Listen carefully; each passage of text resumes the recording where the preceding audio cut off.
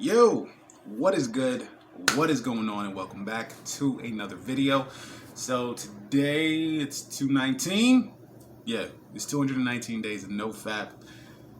It feels amazing to have gotten this far.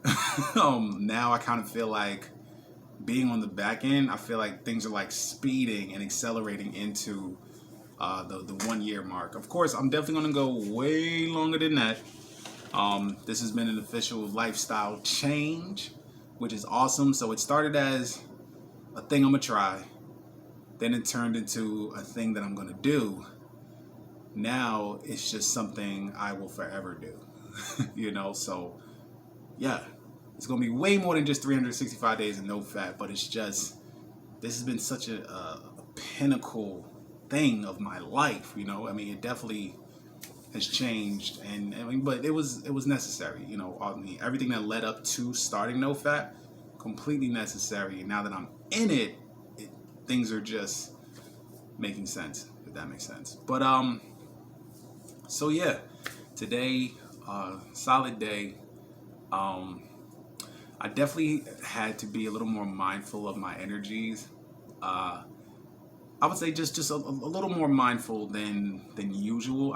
So don't get me wrong. When talking to people, interacting with people, trust me, if there's one thing you'll notice, people are very receptive. Not so much to what you say, but to how you say things, but just the energy that you place to it. So once you've learned to be aware of it and become very intentional with the energy you want to put out, your interactions get better. Now, like I said, the part that I had to be a little mindful of was just having a moment, going back and forth with this person, in which definitely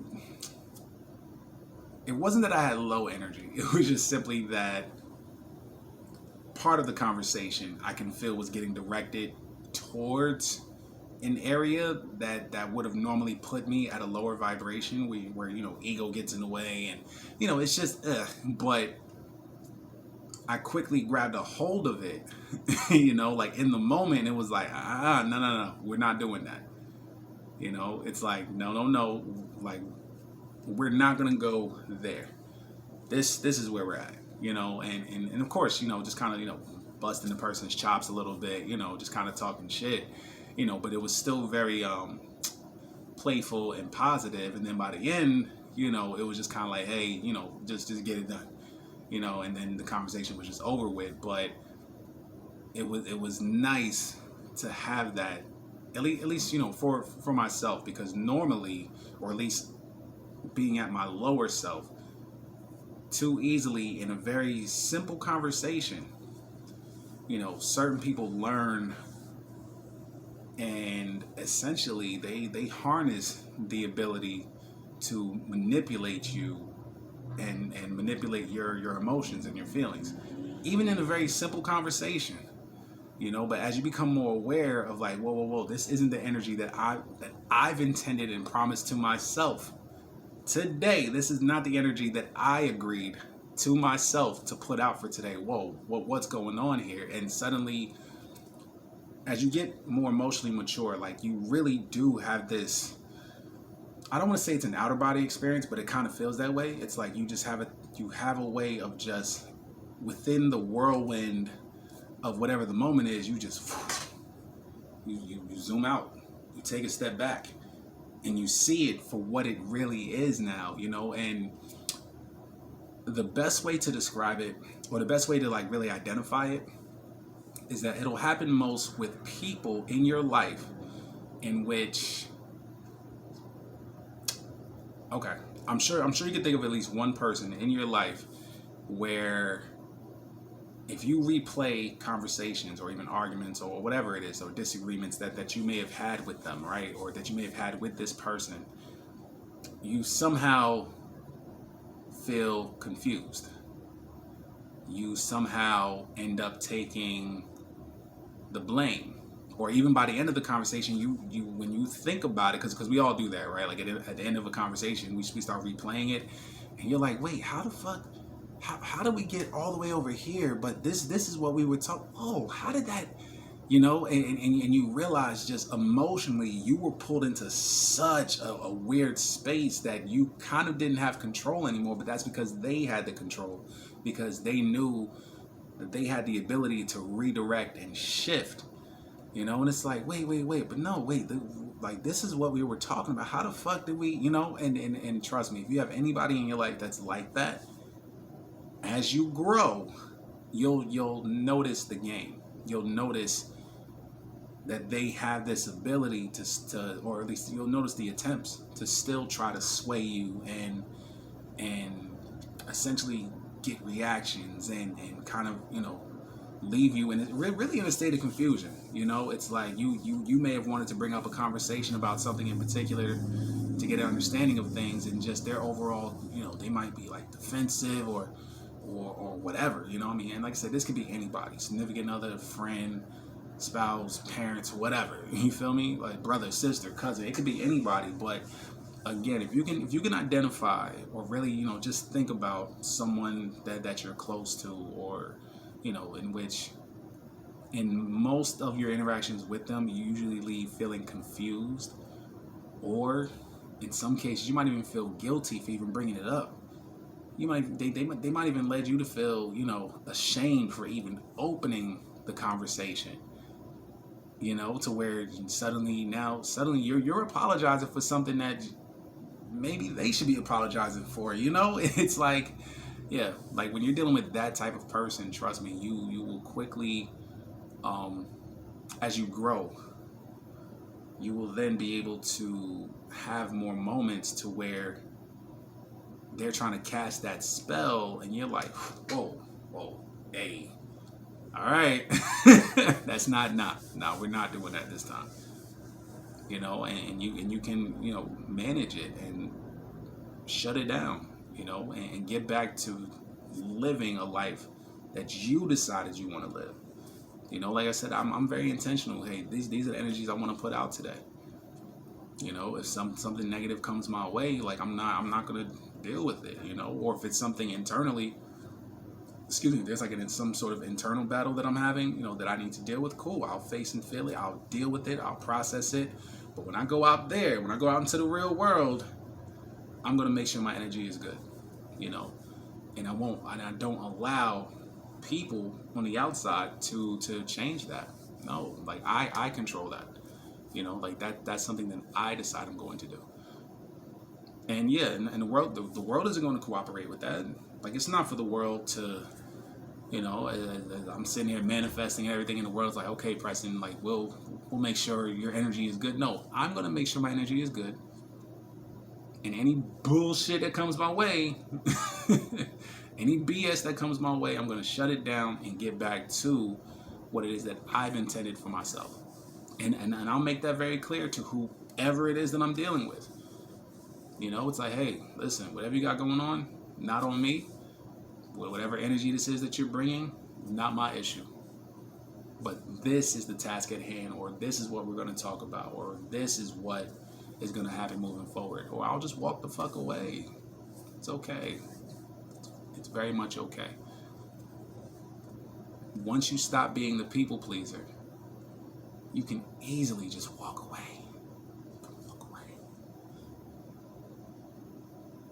Like you're not a bad person for walking away. When you're a people pleaser, you stay in this, oh, it's okay, I just gotta convince them. I just gotta, if I just show them all these positive things, all you're gonna do is burn yourself the fuck out. They're gonna take advantage, they're gonna walk all over you, and you set no morals, no standards for yourself other than, if I keep doing these things for them, they'll like me. Get the fuck out of here. Like yourself. Love yourself. Like, stop doing that. Stop doing that, because guess what? It never works. Never works. It never works. Okay? I mean that. As long as you stand by your own moral code and live by your values and establish, your own level of integrity, and let it be known what it is that you will and won't stand for. Set boundaries. My God, set fucking boundaries. And it's okay to call people out on their shit. It's okay. Set boundaries. You're not a bad person for setting boundaries. It's just at some point in your life, you were led to believe that setting boundaries, setting standards, and just saying, hey, this is what I won't tolerate, or this is what I won't allow, or things are not going to go this way, things are going to go as I see for myself. For some reason, you were told that those types of people, that way of thinking is horrible, that those are bad people. And truth is, and you might have experienced it to a more extreme extent, to where these are coming from more like abusive people, you know, like, for instance, for me, it was my dad, you know, kind of seeing him have this whole my way or the highway, and being as abusive as he was to my mother and everything else. So it's like, you know, growing up, I said, damn, I'm never going to be like that. But there was parts of that I needed, you know, because truth is, my dad didn't give a fuck who liked him or who didn't. He was very successful, a very successful man, well into the high mid six figures, easily. It's because he always did it his way. But of course, once my parents divorced, he really wasn't in my life like that to teach me those things. But again, I'm not blaming him. You know, at the end of the day, you could, as you grow, as you get older, like, listen, you have to make these decisions for yourself. You have to figure it out for yourself. Don't hold on to, well, nobody ever taught me. Nah. Trust me. If there's one thing I've learned for sure, is that you can learn the same lessons from someone's presence as you do their absence. 100%. It's just, you just gotta figure the shit out on your own. I mean, listen, I've learned how to be a great father from him not being there, because I knew exactly from not having him, hey, I know what to do because of everything that I didn't have. Now I'm saying, okay, well, you know, excuse me, am I holding on to that? You know, have I made the decision to be a shit father and say, oh, nobody ever taught me? Like, yo, no one's going to teach you how to be a parent. Even if someone taught you how to be a parent, okay, even if you were raised by great men, great women, trust me, when you have a child in this little life, this little human is in your possession, fully your responsibility, everything you learn goes out the fucking window. It does. Okay? I'm just letting you know that now. It doesn't matter how much you're looking forward to being a parent, how much you may not be looking forward to being a parent, whether you were taught how to be a parent, whether you weren't taught. Either way, everyone starts at ground zero. The moment the child's born, it's like, what the fuck, holy shit, this human, wow, like, this is mine, holy shit, like, I'm responsible, like, their whole life, like, shit, when they look at me, like, damn, I'm dad, or I'm mom, whoa, damn, so I gotta make sure they eat, I have clothes, shelter, damn, so what if this happens, what if that, trust me, like, and that's like the shaving of ice off the iceberg. Yo, I'm telling you, yo, listen, it doesn't matter. Like, when you actually have a kid, all that shit goes out the window. It is such a beautiful responsibility, though, but it's like, you still have to figure it out on your own. There's no manual, there's no class, there's no course, you know, because trust me, not everything applies to every little human. I mean, yeah, the general thing, you know, diapers, bottles, whatever, but, you know, your child has their DNA, which is half of you, half the other parent, and then, to be honest, no, I'm lying. I'm going to say 33, and then the other 33% is just them doing their own shit and developing their own way. So, yeah, like, there's no straight way of doing any of that. But again, it doesn't matter if you were taught how to be a great parent or if you had an absent parent. Trust me, having a kid, I mean, truth is, having a child is really just something that you should want to do. Like if you don't want to be a parent, then you're going to be a shit parent. If you do want to be a good parent, then you're going to be a good parent. Like, it's really that simple. It has nothing to do with what your parent did or didn't teach you, you know. But enough of that rant. Yeah. Today, it's a good day. I really enjoyed it. The airport kind of kicked my ass. It was like some heavy loads coming in, but it's a blessing to see that things are picking back up slowly but surely. You know, the summer schedule's about to kick in. Really excited because, yeah, it's gonna be a good year. Oh, and listen, on the crypto side of things, okay, I'm just letting y'all know now. Look out for, of course, the big crypto talk is Safe Moon. That's one. The next one is Kishu. I think that's the name. Kishu, Kishu, Kishu Inu. And then there's a Shiba Inu. But I think Shiba Inu right now, they're kind of playing it as like the brother sister of Dogecoin, in which Doge has like taken off. Still going up. But Kishu, I mean, it's not even a penny. So I mean, you can put in a few dollars and make bank off of it. I bought it maybe 2 weeks ago, but just testing it out, I only put in like $50, like 50, maybe no more than 60, because because I had the extra to cover like the fees and everything else.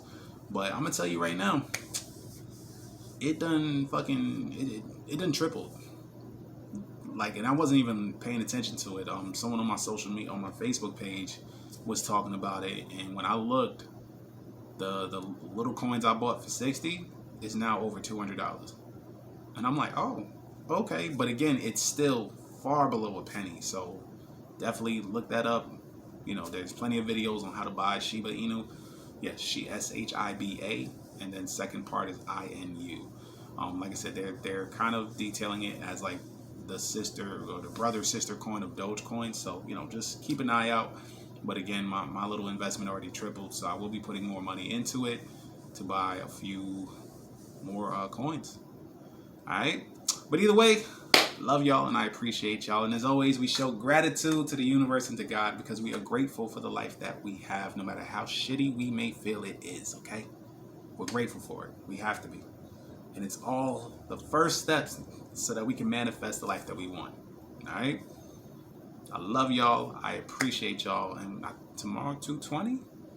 Hey, so yeah, tomorrow's 2:20, alright? Alright, y'all. Peace.